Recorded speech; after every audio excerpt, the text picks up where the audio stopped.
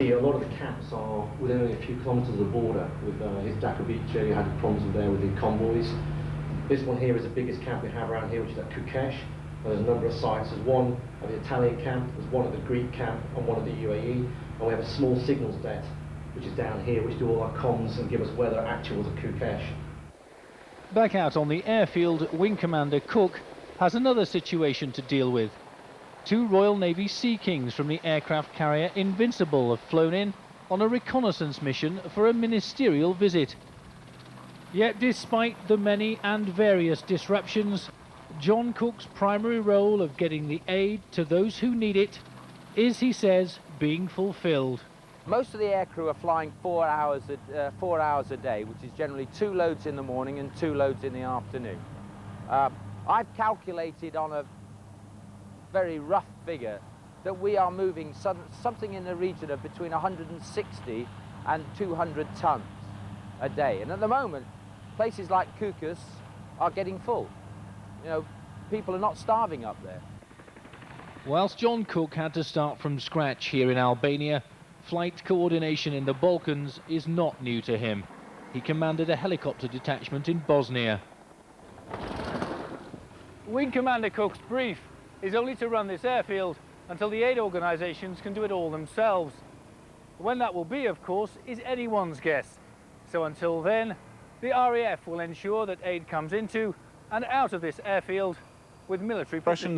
Regret for the bombing of the Chinese embassy in Belgrade. Expressions of resolve to continue the strike against Yugoslavia as well. Our coverage begins with CNN's Carl Rochelle, who is at the U.S. Pentagon. A breakdown in intelligence appears to be responsible for NATO's attack on the Chinese embassy in Belgrade. The building was intentionally targeted. NATO didn't know that it was the Chinese embassy. It believed it was something else. So there was a clear failure of intelligence.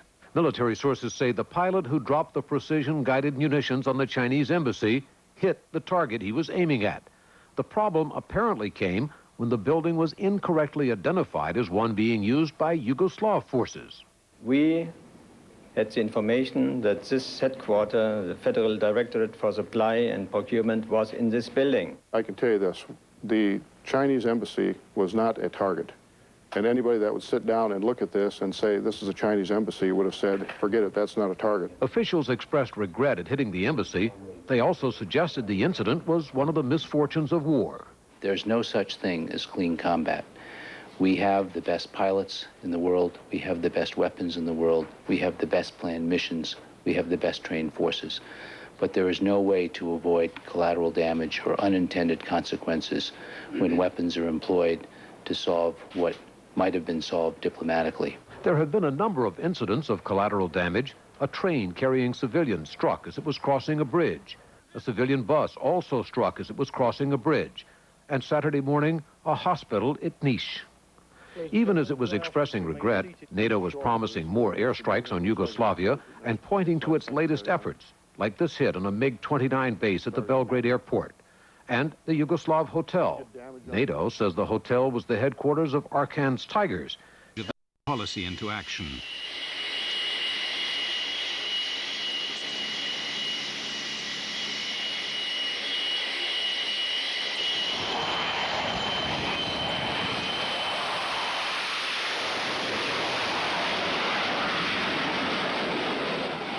Finally, the decks were cleared for a real military response, not some piece of garbage. A real bombing campaign, not a pinprick, not just a campaign, not just a bomb or two, not just a day or two, but as much as it took.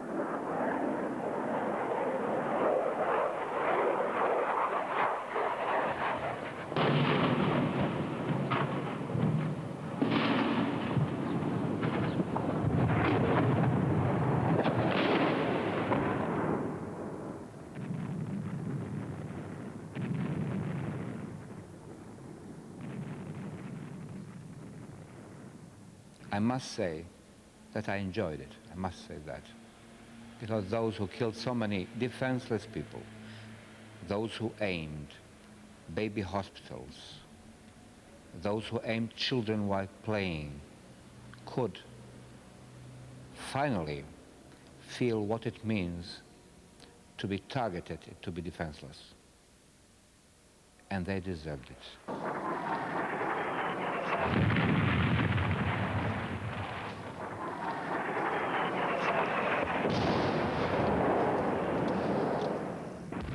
The NATO planes destroyed the Bosnian Serbs' infrastructure.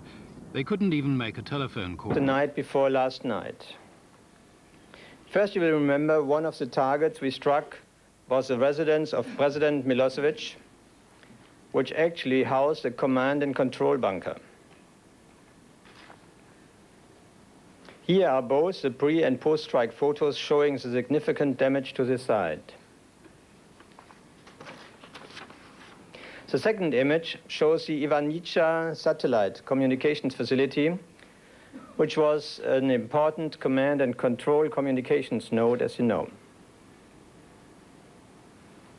Serbian air defenses were light. To show you a picture. Apache helicopter gives NATO planners a low-flying, well-armed aircraft to use against Serb ground forces. It's designed as a tank killer.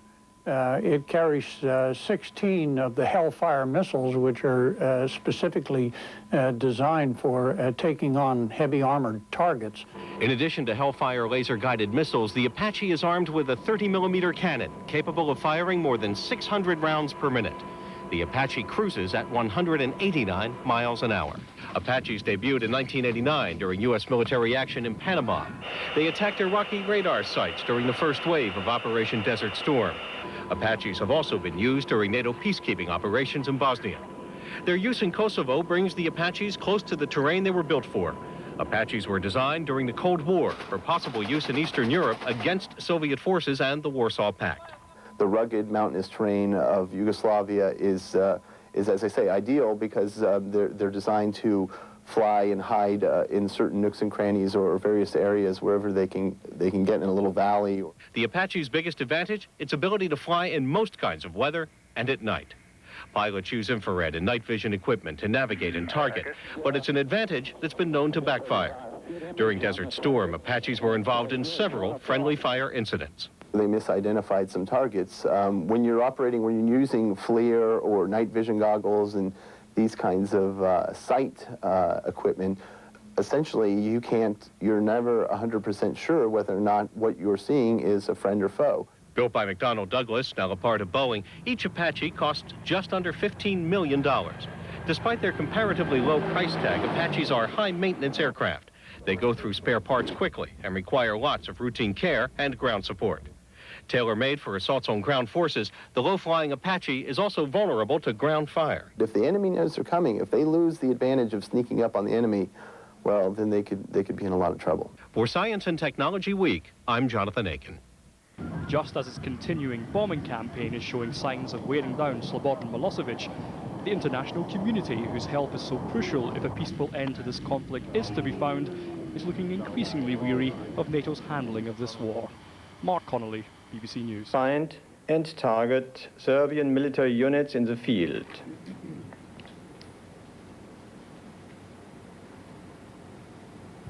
This Serb patrol will no longer be operating within Kosovo.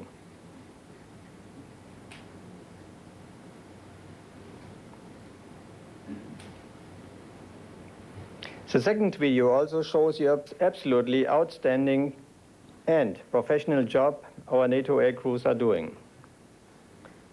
This attack, like many, was at night against a defended target.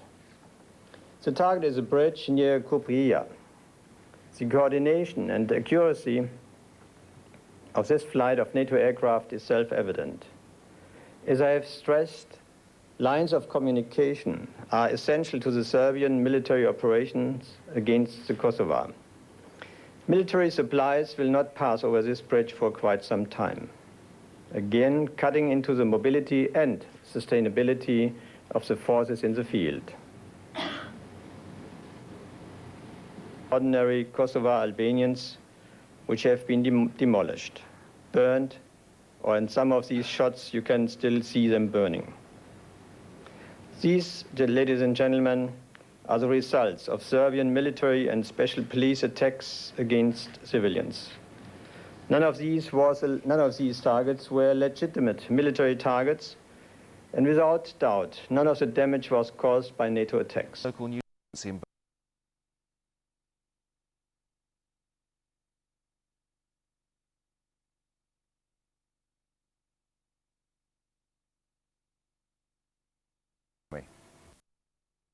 here in Belgrade. Serb restrictions. The news reached most in Serbia on the main evening state TV bulletin. The newscaster giving only the brief statement issued earlier by Tanjug, the official agency. It said that since 10 p.m. on Sunday, parts of some army and police units had been ordered to begin withdrawing from Kosovo. No details have been given of the size or timing of the pullback. However, the announcement did offer the prospect of a further military scale down.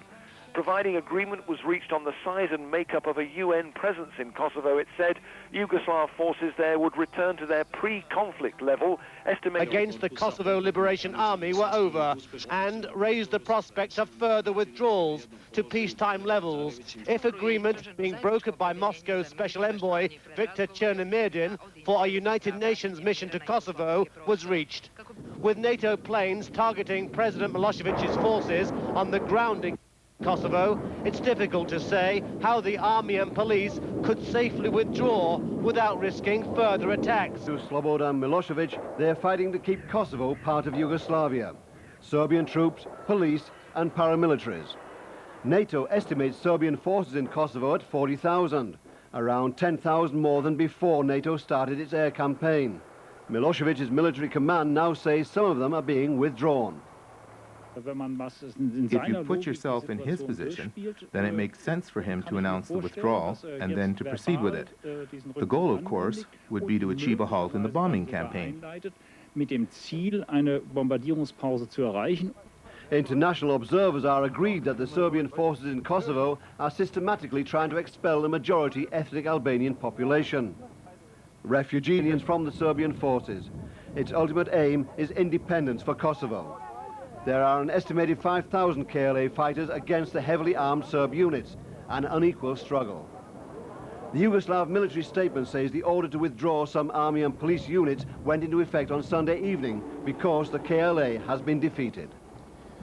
The G8 demanded that President Milosevic verifiably withdraw Serbian troops and paramilitaries from Kosovo. Such a withdrawal, the agreement says, would be the first step towards halting NATO airstrikes. But further details of any timetable to peace are hazy. What the proposal does include is allowing all Kosovo Albanian refugees to return to their homes and permitting relief organizations into the troubled province.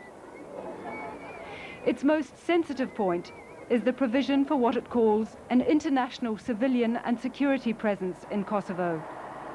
The exact makeup of the force is still uncertain, but it would be sent by the UN Security Council and operate under a UN mandate.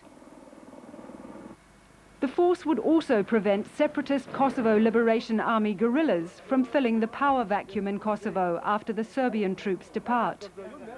Any security force, and so far rejects any limits on the force's equipment or mission. Withdrawals from Kosovo, and the administration says a partial pullout is hardly enough to end the NATO strikes. Maybe he's taken one step or half. Yugoslavia's announcement of a partial withdrawal of its military forces from Kosovo was immediately rejected as inadequate by NATO, which promised the Allied bombing will continue to intensify. NATO's 5 conditions for an end to its air operations are crystal clear. No troop movements in Kosovo that would indicate Yugoslav President Slobodan Milosevic is actually pulling out any forces. We have seen no evidence at all of any troop withdrawal.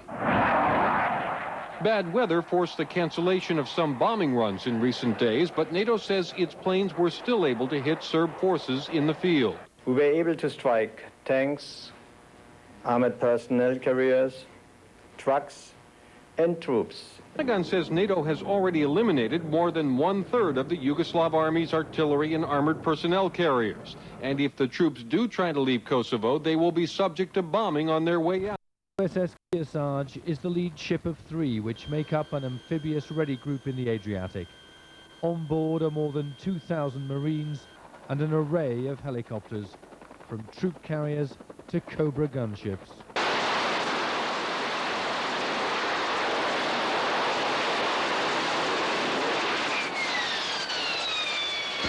As well as the Marines and helicopters on board the USS Kearsarge, there are also 6 Harrier jets. 2 have just returned from a cluster bombing mission over Serbia. So far, the Harrier sorties have been trouble-free, but pilots say there is a constant need for vigilance. The dangerous thing is that we have not observed actually any fire yet. Of course, and that's always the most dangerous part is when you let your guard down because you don't think it's out there. It is, and it's a pretty formidable threat. We haven't seen any actually fired against us yet, but that doesn't mean it hasn't been. It could just mean we didn't see it. If a pilot is shot down, then the Kearsarge is geared to respond. On board a platoon of Marines, their equipment permanently ready to launch a rescue. Each member of the trap team, as it's called, continually trains, even at sea. Basically, we use our imagination. We go downstairs and use the marksmanship simulation trainer. We can do first aid and communication training right here in the hangar bay. We can work with our climbing gear right here in the hangar bay. We can do fast roping like we would do out of a helicopter right here in the hangar bay. But life on board can get tedious for Marines who are trained to fight. Many admit they would relish a ground war. Oh, definitely, sir. Yeah, we're anxious. We train for it year-round. That's what we're here for. When we get the call, like I said, we're more than ready. Ultimate thing I'm working for here is to lead Marines into combat. This will be my opportunity to prove myself. If the call does come, then commanders say it'll be a seamless switch of roles. If you look at what we're doing right now, we've got people that are involved in the humanitarian assistance mission, and at the drop of a hat, we're on a 60-minute alert to send troops in to recover pilots. I'm sure you've walked around and seen their gear on the ramp there. Combat troops ready to go into combat. It's just a phone call away. The Marines here on the USS Kearsarge describe themselves as a floating kick-in-the-door force. Burst into any combat situation, and they're able to sustain themselves for anything up to 15 days. For now, though, the only shooting they can do is make-believe in the onboard simulator. But when and if the call comes to go in, all insist they will be ready. David Bowden, Sky News, on board the USS Kearsarge in the Adriatic. It was one of the heaviest yet, with Alliance aircraft completing over 600 sorties yesterday. Helped by clear weather, NATO says strikes were launched on airfields, bridges, military radio sites and Yugoslav forces in attack.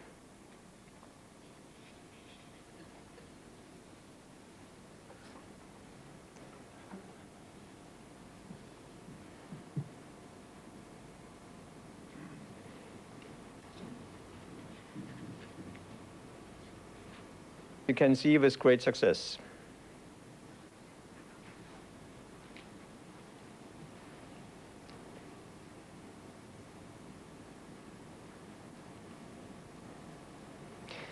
I have one more post-strike photograph of a recent target. This is of Obra airfield, where we destroyed taxiways and cratered the runway. Albania is also alone in fully embracing NATO's humanitarian and military operations on its territory. Its sudden rise as the West's new best friend is the chance of a lifetime. Today, ITN obtained these exclusive pictures from a front line 5 kilometers inside Kosovo. They were taken by a Kosovar cameraman who spent a week with the KLA. Fighting has intensified in recent days, and though the KLA are hopelessly outgunned, they claim NATO's bombing raids have enabled them to push back demoralized units of the Yugoslav army. They say many of the mortars they are firing have been seized from the Serbs. And the pictures also show Serb positions and uniforms allegedly captured during this assault. For these men, any success by the KLA is cause for celebration. But other pictures from the Drenica region of Kosovo show the Serb assault on ethnic Albanian villages goes on. The Serbs say they're trying to flush out KLA fighters they brand as terrorists. But despite 6 weeks of NATO bombing raids, Serb tanks are still clearly on the move. And the result is that in nearby villages, entire communities are fleeing for their lives. We've seen them streaming across Kosovo's borders, but these pictures show the beginning of the long and dangerous trek to Albania and Macedonia. If Kosovo is not yet empty of its ethnic Albanian population, it soon will be. Although KLA leaders say talk of a partial Serb withdrawal is a fraud, they do believe NATO's bombing is so degrading Serb forces that they will pull out of Kosovo within a matter of weeks. And again today, NATO jets were pounding Serb positions just across the border here. The bombers swooped down on what are believed to be Serb artillery sites and troop concentrations high in the hills. And from the Albanian side of the border could be seen the results of their work. Mark Austin, ITN. Elements abroad, like the air reconnaissance missions above Kosovo, play an ever greater role. This tendency is growing because of NATO's new strategy.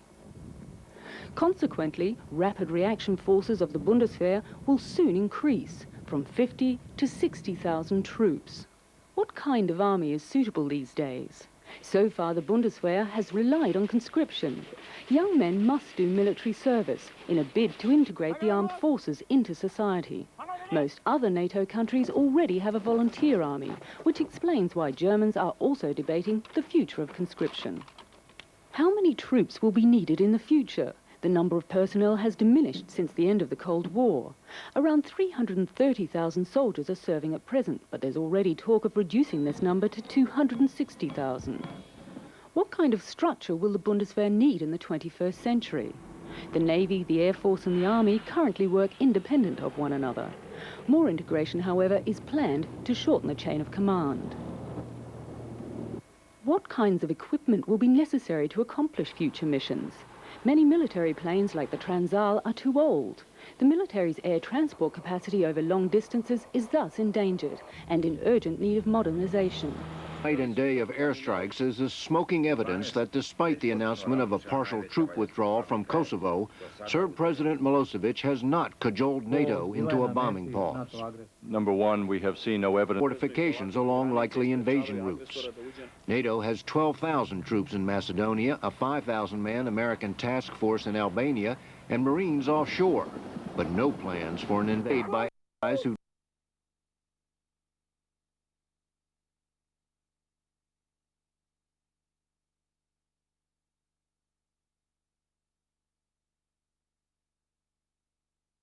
News, the Pentagon. But inside Kosovo today, NATO planes continued to pound Serb positions, the smoke clearly visible across the border in Albania. Suspending airstrikes is not a price NATO is willing to pay, not when its intelligence suggests Serb military activity in Kosovo is, if anything, intensifying. General Wesley Clark, commanding NATO's operation against Kosovo, visits the air crews spearheading the assault.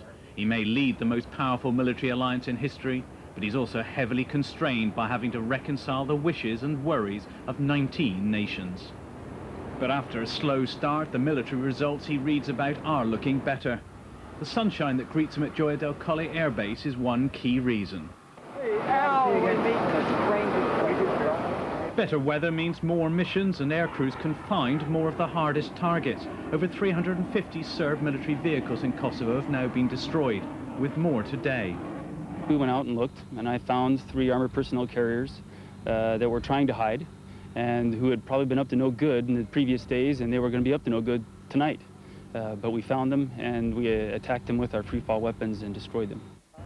NATO's attacks are mainly focused in 2 areas: the strategically vital north, where they believe the Serbs may seek a partition in some kind of compromise deal, and the southwest, where the Serbs are trying to cut off the supply corridor for the Kosovo Liberation Army. We are continuing the pressure, forcing them to concentrate on hiding from our attacks and leaving them less time to continue their offensive operations. What aircrews aren't seeing is any sign of a pullout. Instead, commanders say they seem to be digging in for a long war, while attack aircraft like the RAF's Harriers try to stop them building defensive lines. Increasingly effective strikes are causing immense damage to the Serb army. But the issue is, will it force President Milosevic to back down? NATO believes it's only military pressure that's made President Milosevic talk of withdrawing troops and diplomatic solutions. So they say their best policy is not to slow down, but speed up their bombing campaign, which is now benefiting from better weather, more experience and more aircraft. Mark Leahy, BBC News, Gioia del Colle. Encircle Yugoslavia with warplanes by moving both attack and support aircraft to newly approved NATO bases. U.S. officials say F-18s and A-10s will move to bases in Hungary, while F-15s and F-16s will go to bases in western Turkey. With permission to fly through the airspace of Romania and